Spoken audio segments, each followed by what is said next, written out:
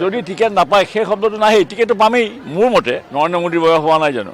মই নিজকে নৱপ্ৰজন্মৰ বুলিয়ে ভাবোঁ। খবৰদাৰ, মই কোনোদিন ছিনিয়ৰ চিটিজেন নহওঁ, মই সদায় জুনিয়ৰ চিটিজেন হৈয়ে থাকিম। মইতো চৰকাৰী চাকৰি কৰোঁ নেকি 60 বছৰত ৰিটায়াৰমেণ্টত মই ছিনিয়ৰ চিটিজেন হৈ যাম?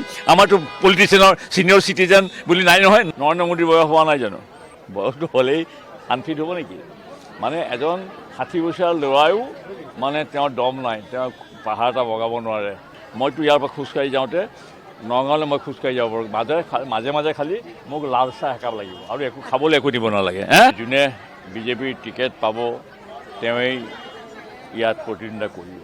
কিন্তু মই ভাবোঁ যে মোৰ বাহিৰে আন কোনোবাই ইয়াত বিজেপিৰ টিকেটত ইলেকশ্যন খেলিব, সেইটো মই কেতিয়াও ভবা নাই আৰু ভাবিব লগা কথা নহয়। মই মানে অনুভৱ কৰিছোঁ, মই কোৱা নাই, মই অনুভৱ কৰিছোঁ যে ইলেকশ্যনৰ পিছতহে ৰাইজে মোক সম্বৰ্ধনা জনাবলৈ এই মিটিংখন পাতিছে।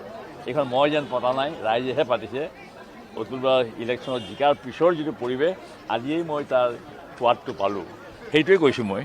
প্ৰচাৰ চলোৱাসকলক মই বেয়া নাপাওঁ, তেওঁলোকৰ নিজা ইচ্ছা পূৰণ কৰিবলৈ তেওঁলোকে নিশ্চয় চেষ্টা কৰিব আৰু যোনে বিজেপিৰ টিকেট পাব তেওঁৱেই ইয়াত প্ৰতিদ্বন্দ্বিতা কৰিব।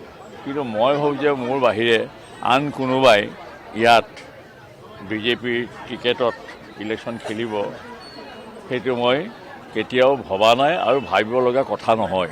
সেইকাৰণে মই ইমান ছিৰিয়াছ নহয়। তেওঁলোকে প্ৰচাৰ চলাইছে, প্ৰচাৰ চলোৱাত বাধা ক'ত? এতিয়াতো ডিমৰীয়াতটো SC হোৱাৰ পিছত 15-16টা কেণ্ডিডেট ওলাইছে, তেওঁলোকে প্ৰচাৰ চলাইছে, বাধা ক'ত? এজনহে পাব টিকেট। হয়, বয়স হৈছে। সেই বয়সত নৰেন্দ্ৰ মোদীৰ বয়স হোৱা নাই জানো? বয়সটো হ'লেই আনফিট হ'ব নেকি? মানে এজন 60 বছৰীয়া ল'ৰায়ো মানে তেওঁৰ দম নাই, তেওঁ পাহাৰ এটা বগাব নোৱাৰে, 2 কিলোমিটাৰ খোজকাঢ়ি গ'লে ভাগৰ লাগে। মইতো ইয়াৰ পৰা এতিয়াও যদি আপোনালোকে প্ৰতিযোগিতা কৰে, মইতো ইয়াৰ পৰা খোজকাঢ়ি যাওঁতে নগাঁৱলৈ মই খোজকাঢ়ি যাব পাৰোঁ। মাজে মাজে খালি মোক লাল চাহ একাপ লাগিব আৰু